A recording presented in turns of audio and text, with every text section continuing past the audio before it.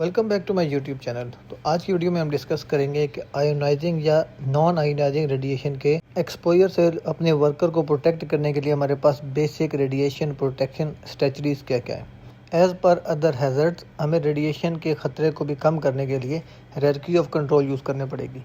सबसे पहले एलिमिनेशन। अगर हम एलिमिनेशन कर सकते हैं तो हमें वो काम वो एक्टिविटी करनी ही नहीं है जिसमें हमारे लोग रेडिएशन के एक्सपोज होंगे, अगर हम उसके एक्सपोजर को कंट्रोल नहीं कर पाते।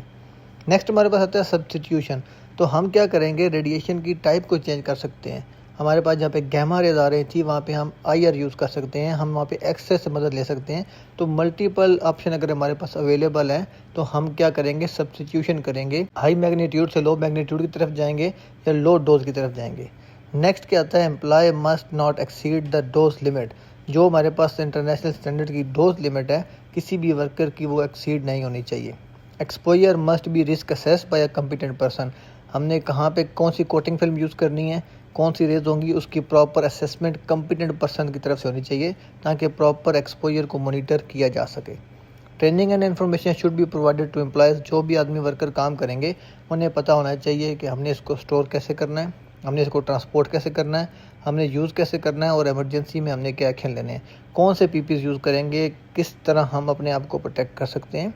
और at the end health surveillance. Health surveillance क्या है, मेडिकल ट्रीटमेंट एम्प्लॉयज़ का टाइम टू टाइम होगा ताकि कुछ भी हेल्थ इफेक्ट हो रहे हैं तो उनको अर्ली आइडेंटिफिकेशन की जा सके और मज़ीद ख़राब होने से बचाया जा सके और उसकी इम्प्रूवमेंट के लिए काम किया जा सके। उम्मीद करता हूँ आपका ये टॉपिक क्लियर हो चुका होगा। नेक्स्ट वीडियो के लिए चैनल को सब्सक्राइब करना और बेल आइकन दबाना ना भूलिएगा ताकि आपको निबोश IGC जो हम हिंदी और उर्दू में एक्सप्लेन कर रहे हैं उसकी नेक्स्ट वीडियो का नोटिफिकेशन टाइम पर मिल सके।